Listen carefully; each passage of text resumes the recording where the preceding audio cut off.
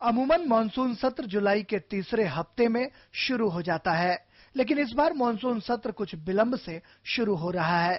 सोमवार को रक्षा मंत्री ए.के. एंटनी की अध्यक्षता वाली कैबिनेट की संसदीय मामलों की समिति में मानसून सत्र को 5 अगस्त से शुरू किए जाने पर सहमति बनी। 5 अगस्त से 30 अगस्त के बीच में संसद सत्र होगा। भाजपा मानसून सत्र में सत्ता पक्ष को घेरने की कोशिश करेगी। यह सत्र वास्तव में बहुत ही महत्वपूर्ण और भारत के संसदीय इतिहास का एक महत्वपूर्ण सत्र साबित होगा। इसमें सरकार तो जो खाद्य सुरक्षा अध्यादेश लागू की है उस पर तो चर्चा होगी, पर सरकार को बहुत सारे प्रश्नों का और अन्य सवालों का भी जवाब देना होगा। इस सत्र में सरकार अर्थव्यवस्था को बढ़ावा देने के लिए भूमि अधिग्रहण, बीमा विधेयक, पेंशन विधेयक, कंपनी विधेयक और प्रत्यक्ष कर संहिता विधेयक सहित कई महत्वपूर्ण विधेयक लाने पर विचार कर रही है।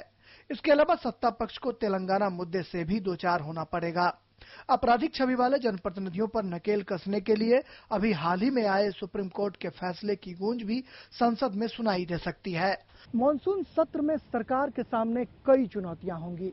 मसलन खाद्य सुरक्षा बिल को पास कराना जहां सरकार के लिए भारी चुनौती होगी, वहीं विपक्षी दलों को संभालना और विधायी कार्यों को निपटाना भी सरकार के लिए बड़ी चुनौती हो सकती है।